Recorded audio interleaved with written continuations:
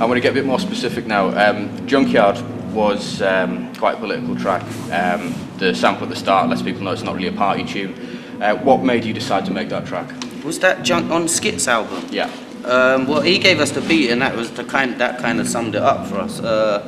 It was just a natural. There was no real decision to it. He just gave us a beat, and I'm sure somewhere in that sample it's got something to do with Junkyard or something like that. And we just both went, oh, boom, and wrote the lyric to it. I mean, there was no real decision to it. It's had a high acclaim. You talk about Highbury a lot in the track. Possibly, yeah. What was it like sort of growing up there? It was alright, man.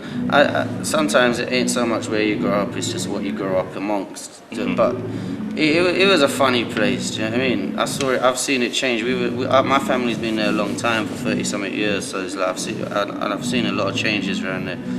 It has its moments, man. But if you sit anywhere for long, you see its ugliness, do you know what I mean? Yeah. If you go out with the same girl who was the most beautiful girl you ever saw when you met her in 10 years, you're going to wake up some mornings and think, oh mate, I wish you wouldn't pull that face.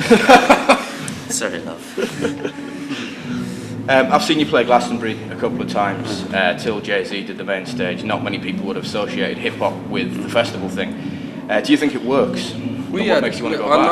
I know for a fact it worked because we performed. We did 2 gigs in one day at Glastonbury and fucking they rocked it. Like we had 1,000 people. And the first time I did Glastonbury was the dance tent as well. Oh yeah, that's right. The very first time with Roots and all them lot. Roots, Jurassic, loads of different. Prodigy was on after us. Got weird. Yeah, so it definitely can work. We've been there and we've sampled it, man, and it's worked. You know, the year before there, Jay-Z, they had like Dizzy Rascal going on. I think it works better with English artists to come to Glastonbury because I'm not sure. But Jay-Z was a strange person to choose. But I mean, I think he's a great rapper, and I think he performs very well. So I would have loved to be there. Actually, I was pissed off I weren't. I was there, and I was in my tent, man, crying with a fucking bad head.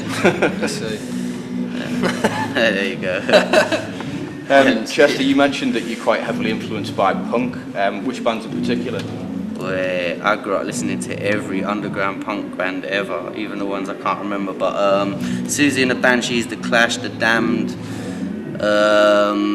There's some they were called Fairy or something. I listen to all kinds of punk rocker bands, but all your obvious ones, which I will know of, which most people know, Sex Pistols, so on and so forth. I mean, I was quite into the Sugar Cubes when I was young and all, man. But that's just my mum and dad playing that shit loud enough for us to hear. Urban, inverted commas, seems to be the next big thing for all the marketing people. Mentioning no names, there's quite a lot of bad pop music around. Do you think it's possible for underground music to be successful in the mainstream without becoming diluted and weak? Nah, not unless the mainstream changes, which it does change all the time. But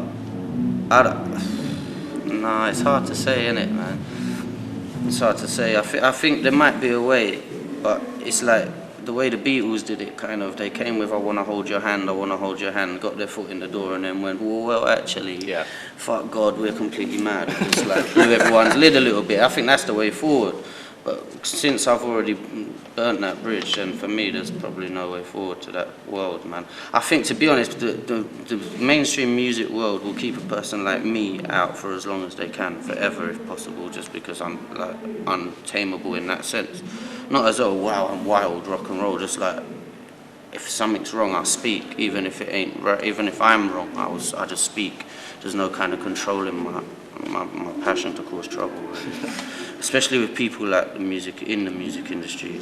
But I don't know, it's a weird thing, man. I don't think music can really survive when it becomes a business. The love of music dies as soon as it becomes a business to you. Yeah. And then your music is affected by it. Okay, so finally, what's coming up next for you? What's coming out? Survival, Die Trying, mix CD. I stole the beats from the internet. I got my own back. They taxed me and I signed on and got it all back, every penny. And then I signed off. No, this is my new project. I know Farms is working on a solo album as well. Obviously, From the Ashes is out and available. Slippers has got loads of back catalogue available. Yeah, he's always working, doing music for adverts and stuff like that. But there's a lot going on. I mean, for me, I'm focused. I'm just writing songs with a female friend of mine and some raps and stuff, and I kind of focus on that because that can be commercial and it's just a step out of my normal arena. So that's where my main music focus is. Other than that, man, Taskforce will probably release a CD at some point in the next year, man. Bad Bones has got a mixed CD out, Remus has got a CD on his way. And so, like I say, Farms has got a solo album coming, which I heard a couple of tracks and they're very big. So that's about it, man. Excellent. Okay, thank you very much for talking to us, guys. It's been a pleasure.